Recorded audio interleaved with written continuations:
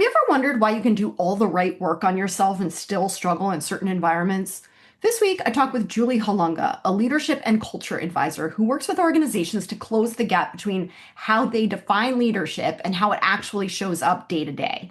Julie shares how her work evolved from supporting individuals to helping entire systems change, and why even the most capable people can struggle in environments that don't support them. In this conversation, we talk about why individual growth isn't enough without system level change, how past experiences shape our reactions in ways we don't always recognize, and what it takes to pause and respond more intentionally under pressure. Julie shares how small moments can escalate when they go unaddressed, and how a single piece of feedback can influence behavior for years. We also explore how organizations reinforce the behaviors they say they want to change, and how to recognize when an environment is no longer serving you. Thank you so much, as always, for listening. Welcome to the Impostor Syndrome Files. My name is Kim Meninger, and as an executive coach and former high-tech leader, my personal mission is to help professionals overcome imposter syndrome so that you can advance your career with confidence. Each week, I interview a new guest who brings a powerful perspective to this conversation, including personal stories, best practices, and new insights. The more we talk about this issue, the more we destigmatize imposter syndrome, recognize that we're not alone, and empower ourselves to access the tools and resources that can help us and those around us. Thank you so much for listening and for sharing with others you think would benefit from this conversation.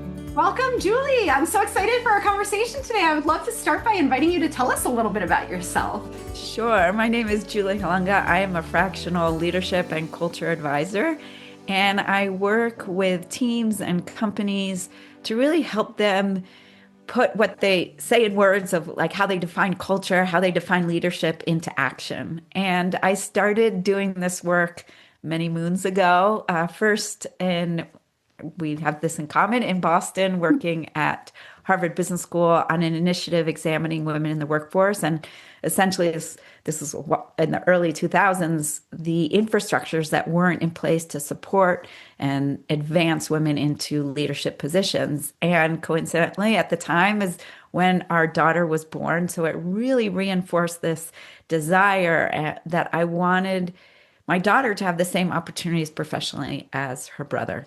And from there, we moved to Canada, and I was home for a couple months for the first time ever as a mom, and thought, I love my kids, and this is not me, and I need a balance. And I actually started working with two alumni from Harvard Business School who had just started a company. And it really gave me that balance of doing the work that I love and being able to still be home and support the family as well. And we moved to Denver, and that's when both kids were in school. And I realized, I spend most of my day advising either professionals on their leadership or their roles, or going for promotions, or working with leaders trying to promote others or recruit really talented women. And I thought to myself, I'm advising everyone else, but I'm not taking my own medicine. And I needed to really start doing what I love doing. And it was then becoming this advisor to both teams and companies and individuals on really making not only their careers, which is part of it, but the environments that we all work in to be as healthy as possible. And I think about this, I heard this years ago, this metaphor that we can work on ourselves, or we can work on one person as an advisor, and that person can thrive. But, and I think of it as like a really healthy, crispy cucumber, in the heat of the summer. But if they go back into an environment that is vinegar, they become a pickle, right? And I love pickles. I love pickled anything, but that's not what we want in the workforce in terms of the environments that we're in. So I find that really helping people, both individuals, but then that collective whole, like what's the environment? What are we trying to do here? And what does it look like for us as a team like that intact team, maybe for us as a company. I was talking with a client yesterday about, national or international companies. There's a different vibe. You're in Boston, I'm in Denver. There's a slightly different vibe there. Mm. Or if we talk about Europe or Asia, there's, a different sense how things get done. We can have this overarching of who we want to be, but how that plays out each day might be slightly different. I'm so glad you're acknowledging the interplay between Mhm. the individual and the system that they belong Right. to, right? Because I do think that, I've been coaching for almost 15 years now, and I've worked with some fantastic individuals, but I do think a lot about that pickling that you're describing, right? Yeah, you And can use that. I love it. And I think, I often think about how we can create lots of change, but it's hard to do that in a vacuum. And so Yes. if the system doesn't change, Yeah. it really limits our growth. And so when you think about, we're in this sort of very chaotic moment in Yeah. history, and Yeah. there are lots of question marks around which paths organizations are going to take. Are they generally receptive to the conversation that you're talking about? Or like, what's the common reaction when are they coming to you and saying, we have this problem and we want you to help us? Or are they, sort of tiptoeing into it? What does it look like out Yeah. there? Both. Yeah. There might be. I'm just thinking of I've just started working with a bank and they approached me. They were talking there's been a lot of change within the bank. They have the right people in place. But now there's that next layer of how do we operate, especially when things get tough, right? Whether that's day to day or, God forbid, knock on wood, we don't go through another pandemic type situation. So they come to me. I also have had other clients where they come to me because the leadership wants it, wants some, whether it's as simple as skill building or they want to shift the way they give feedback as a whole. They're almost always are skeptics. Hmm. And it really depends who the skeptics are and how loud they are. But I have heard more than once, unfortunately, you can't teach a dog new tricks. And Mm. that's pretty disheartening to me because those are usually the people that need me the most. Yeah, that's true. And their team or their colleagues will tell me that. But if they don't want to change the way they think, the way they behave, the way they act, I could be literally the best, you know, consultant, trainer out there, and it doesn't matter. That I think about too is an unfortunate issue of you can't measure the absence of something, right? So companies think they're doing well, but Mhm. have no imagination or no way Right. of knowing how much better they could be, Exactly. right? So convincing them that it's worth the effort and investment to make Yeah. these changes can be tricky if they already feel like, we know what we're doing. Right. And especially when money's on the line. I mean, that's the honest truth. And I hear it all the time, this person's a rainmaker or they bring in a lot of sales or if they are that revenue generating person and they behave poorly, that's saying it nicely. People tend to turn a blind eye, which is so unfortunate because then I always hear down the line, why didn't we just get rid of him? It's like this avalanche Mhm. effect that, oh, I don't have time to deal with this, or I don't want to lose the money, even if that's subconscious, Yeah. right? Like Yeah. he's making my team, like if it's a sales team, or if you think about someone who's a lawyer, accountant, on a billable hour or a portfolio manager, Mhm. and they're making a lot of money for the company. There's a lot of hesitation to ask them to change their ways, even if they're losing tons of people because no one wants to work with that individual. Yeah, and that's the part that always stands out to me is yes, you may be making a lot of money over here, but what are you losing by keeping this Exactly. person here? Right. And it's usually a longer impact. Mm. It's not that direct, like, but look at his monthly numbers or, right? It's Yeah. more what's happening a year or 2 years from now. Yeah. Yeah. Yeah. The ripple effect, even on the people who stay, right, who don't feel safe around them, Mhm. who start to doubt themselves, who Right. shrink because they're afraid of, how that person's going to react. All of that adds up. Yeah. Yeah. And the confidence is the big piece. You know, we were laughing before we started recording about someone I worked with 25 years ago and called me Julia. And you were laughing that that stuck with me, Mm. right? And I hear that all the time from even from senior leaders in their 40s, 50s who tell me, well, my first boss or someone early on in my career told me I talk too much. Mm. And so I stopped talking. And now, 20 years later, they're not speaking up in a meeting and they have a lot of good information to share. But Yeah. one comment that was made 20 years ago Yes. sticks with them. And that's the unfortunate thing that that lasting effect, Yeah, that's so right? true. And especially early in your career, too, where you don't have the experience or Mhm. the, sort of ability to recognize that people's feedback is biased and that you don't Right. have to take all feedback. Right. Right. Or Uh, like where that feedback maybe comes from has nothing to do with you. But exactly. yeah. Yeah. Yeah. So that's interesting. And I wonder how that may or may not play into your work of how do we even unearth some of these stories that we've been telling ourselves for years that aren't even true, or maybe Right. maybe they were true at one point but aren't anymore. Well, exactly. So there's an easy answer. They work with someone like you,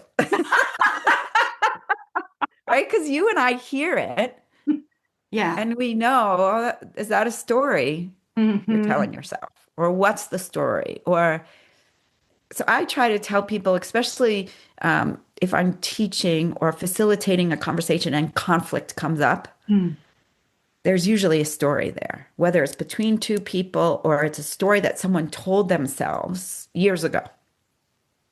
Yeah. And it comes up, it keeps coming up. Like this happened with some clients of mine amongst the team, and the leader had a good relationship with everyone on their team. There are 8 of them on her that report to her, which is a lot, but that's another story. And she had to take someone off of a engagement, a project, because he wasn't delivering. And they both made some mistakes in terms of their communication. And to your point, what wasn't being said, what wasn't unearthed. And so they brought me in. This all kind of bubbled up in front of everyone, which was interesting. Um, and what came out of it was that she was going so fast. So she was being reactive. A client had called her complaining about this individual on her team. Instead of going to that team member and saying, "Hey, what's going on here? What don't I know? What am I not aware of?" She's like, I'm really sorry about this, but I'm taking you off of this project and putting you over here. I'm bringing this person in." And of course, that individual was really upset by it, like was working really hard. It came to be that the client was, the one a little bit at fault, not a little bit, a lot at Mhm. fault of not giving them the information that they need. So the individual then couldn't do what he needed to do. But in that heated moment with all the emotions, and we've all been there, he said to his boss, "You're such a micromanager."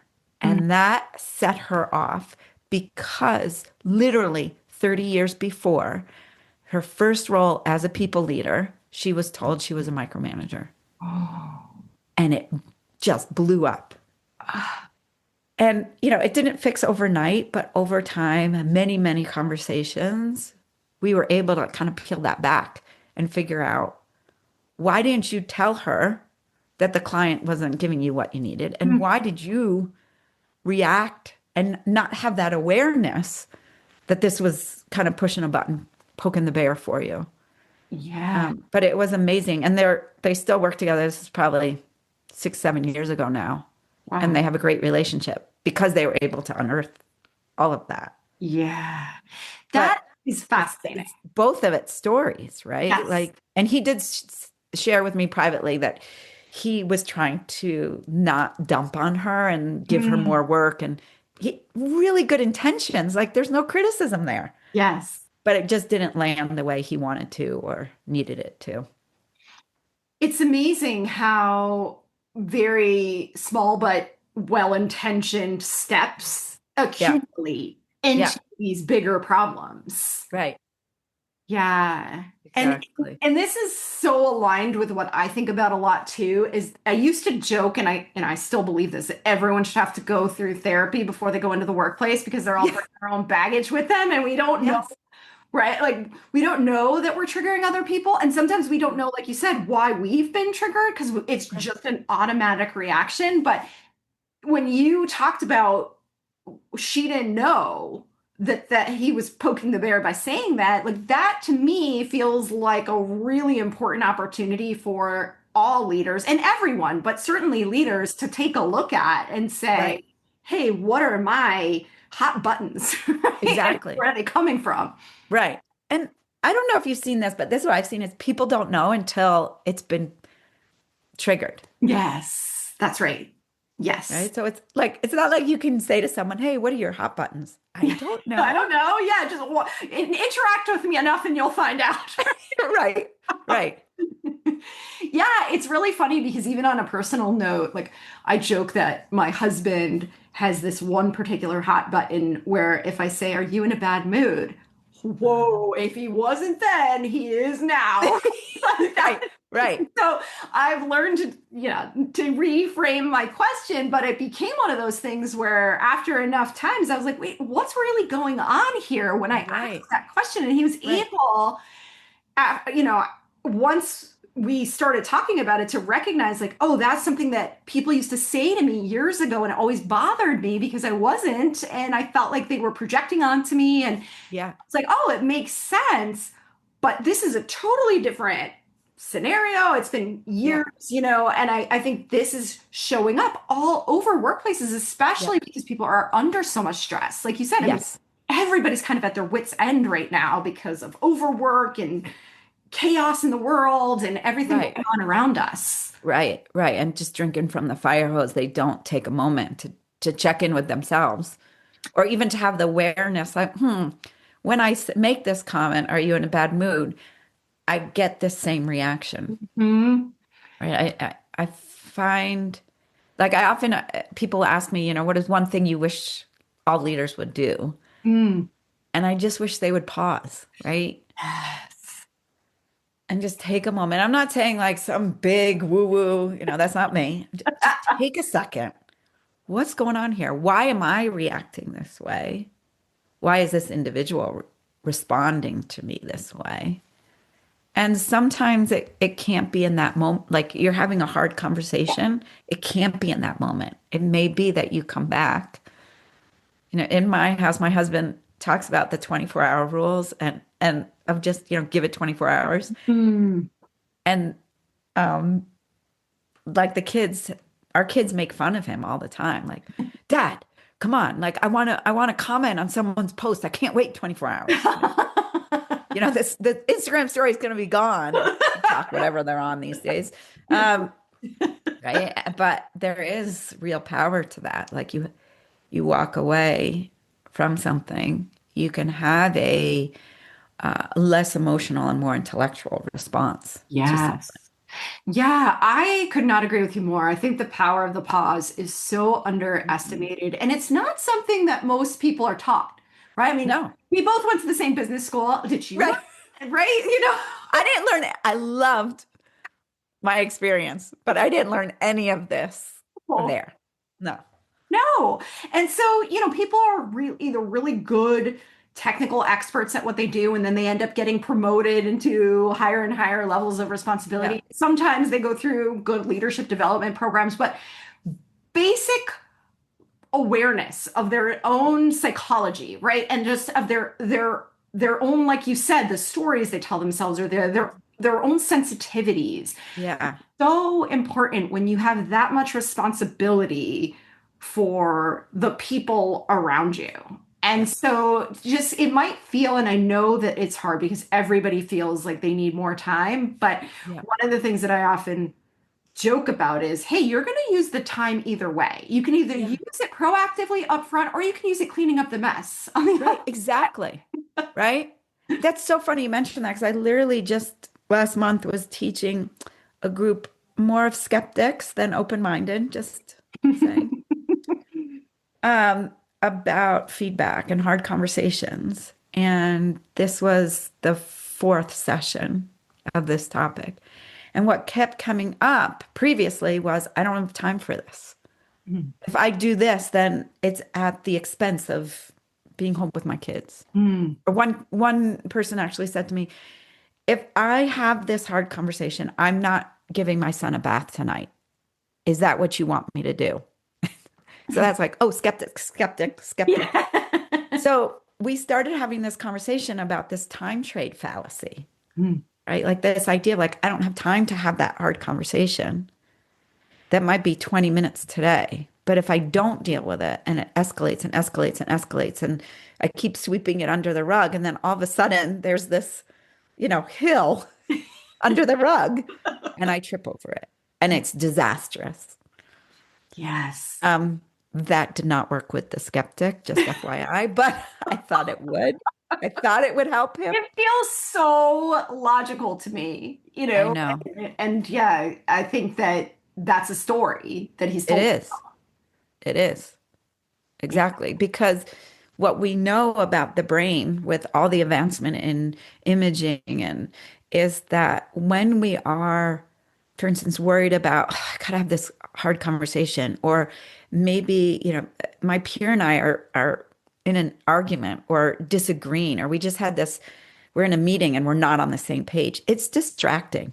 Mm. So it's taking away from the power of your brain, which is a muscle just like your bicep, your quads, your glutes, whatever. And so then it's a distraction. So you're not able to do whatever it is that you're doing, that you need to use your brain, that deep thinking work. It's a distraction. It's slowing you down. Hmm. Yes.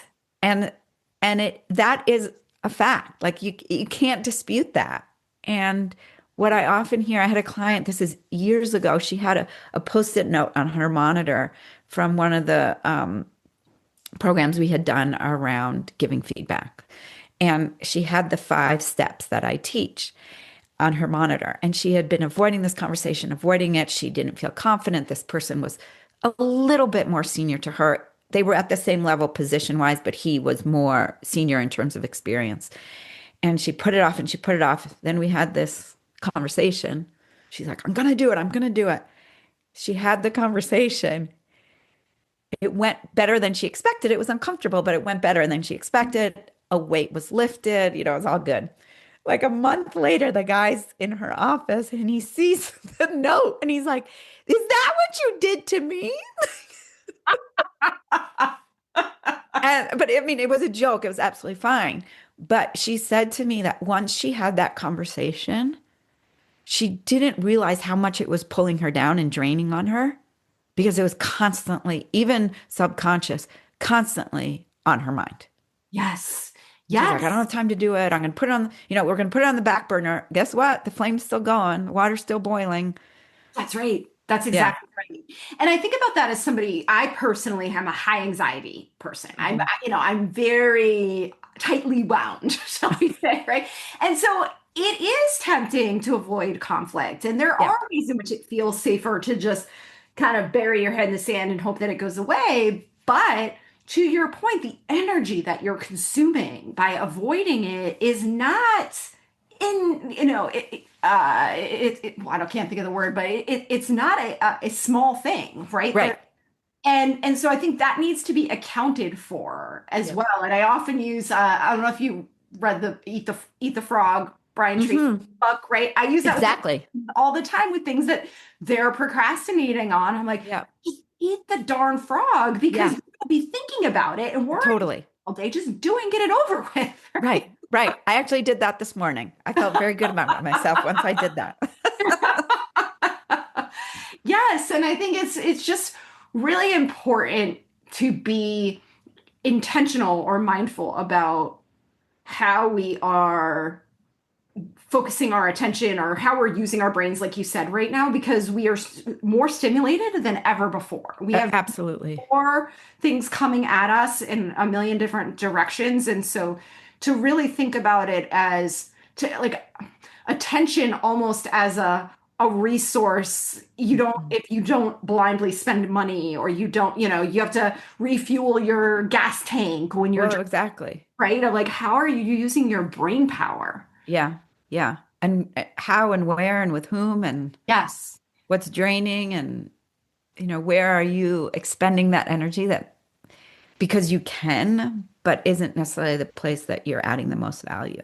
I Well, and always, to that point, I wanted to ask you this too, because you work with both teams and individuals. And I wonder if you have thoughts on how to know when it's time to say, I've done the work I can, and this Mhm. environment is just no longer right for me. Because one of the things I often talk to people about is if you're the common denominator Yeah. in all of your work situations, right? Like, what are you taking with you to the Yeah. next role that might keep you in the same space that you're in right now?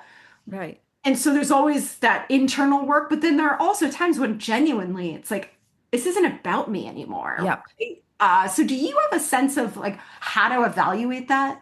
I think it's always having that. It's a tough one, right? It's not black and white at all. And I even, when one of the reasons that I moved from, 15 years ago working exclusively with individuals to more the team and the environment is because I had two clients lie to me. And so I was coaching them based on lies. Wow. And then I would talk to the senior leaders and they would say, like, that's not at all the case. And so it's, that's of all the, I don't know, I think I'm up to like probably 7,000, between 7 and 8,000 people I've worked with, Hmm. individually in teams. And that that's very rare that people are so delusional, right? I'm going to believe it wasn't a conscious, I'm going to lie to Julie. But what I often say to people is try something. And if that doesn't work, try something else. And if you're constantly getting the same response or you're changing your way of communicating or you're changing how you approach a particular project or a person and nothing on the other end is changing, that might be that red flag. Yeah, yeah. I Yeah. think that's a good. And then, from a culture standpoint, like what's the behavior that the culture is allowing, Yeah. right? Like this example, we were talking about the money makers. There was a firm I worked with years and years ago, and there was someone who, like, I couldn't believe the behavior that went on for a year, inappropriate towards women, lying about connections, lying about money, all the things that to me, it's like, why is this person still here? Yeah. Right. And they allowed it to go on. And, a year into it, I mean, it was complicated. I'm not going to say, I'm not, there was a lot going on that Mm. got to that point. But one of the things that we talked about was that when you allow that behavior to happen, it is subconsciously sending a message to everyone, you can behave this way here. Yes, We allow that. It's okay. that's right. You can. Or there are different rules for different people, right? Mhm. Maybe we're okay with him doing it. Yep. We don't get to do that, right? Yep. Yep. Yeah. Yeah. Yeah. Or even they don't recognize it. And then years later, they're like, why all of a sudden has our culture shifted? And we Mm. never used to be like this. Yeah. And almost always through a lot of peeling back that onion, you can figure out this happened or this individual changed the tone of things. Hmm. And and we allowed something to go on that we shouldn't have.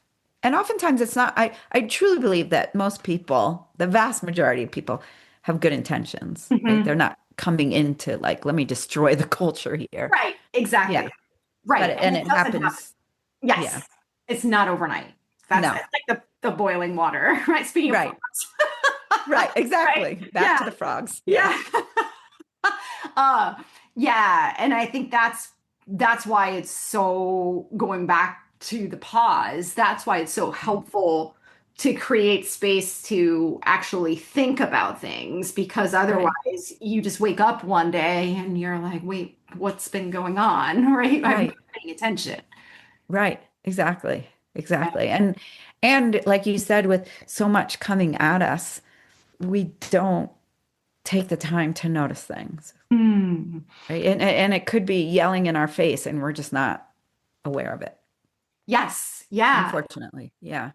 So you kind of answered the question. I was going to ask you what I was going to ask, like, what's the starting point for people who Yeah. are thinking about what can I do myself in terms of improving my own experience, the experience of others? And I think that pause button is so powerful. But is there anything else you would say is sort of an early step that people should be thinking about taking? Yeah. Yeah. I mean, whether you lead a team of people or you lead a project, the thing that I always want and talk to people about is identifying success. And I don't just mean, the project is launched on March 1st, or it's not always that tangible, but the intangibles as well. Like, how will you know that you have been successful come the end of the year or something along those lines? And I really try to get them to go beneath the surface. Like, Mhm. I'm going to feel valued here, or I will be able to see the impact I've had. And okay, what does that impact look like? Oh, well, people are, pausing, right? That might be something that you and I would notice, but really getting them to think beyond numbers or the tangibles. And I always say, like, if you carry out, like, I want to have an impact, I want to be of value to people, I want to empower people and not just do for them, the numbers will come, the success will come. Yes. But if Yes. you focus on solely the numbers or the bottom line, you might get there the first year, but it might not last. Or it's not as sustainable, or you'll get it for a quarter, let's say, but it's not sustainable. Yes. That's such a Yeah. great point. I could talk to you all day, but in the interest of time, I want to ask you because you have such great insights and you do amazing work. Where can people find you if they want to learn more about you and your work? Sure. So you can go to my website, which is julieholunga.com, or LinkedIn. I have a lot of content there, but not too much. I have one article a month. Because what we were talking about, like the information that none of us can keep up with. So I try to keep it quick read, 4 minutes, done, just to get people thinking a little bit, have that reflective time, but then also like what they can do. Like once they figure out, oh, I'm being poked or something's triggering, what can I do about it? Wonderful. I will make sure the links are in the show notes. And thank you so much for being here and for the work that you're doing. Thank you, Kim. This has been really fun.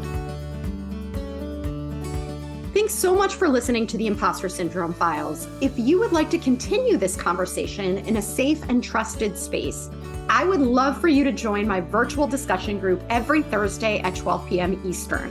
For the past several years, the group has been limited to women, but it is now open, regardless of gender, to anyone who is interested in exploring and troubleshooting common workplace challenges, building better awareness of ourselves and others, and becoming more inclusive allies at work. Check out the show notes for more info on how to find us, and please join us next week for another episode of the Impostor Syndrome Files.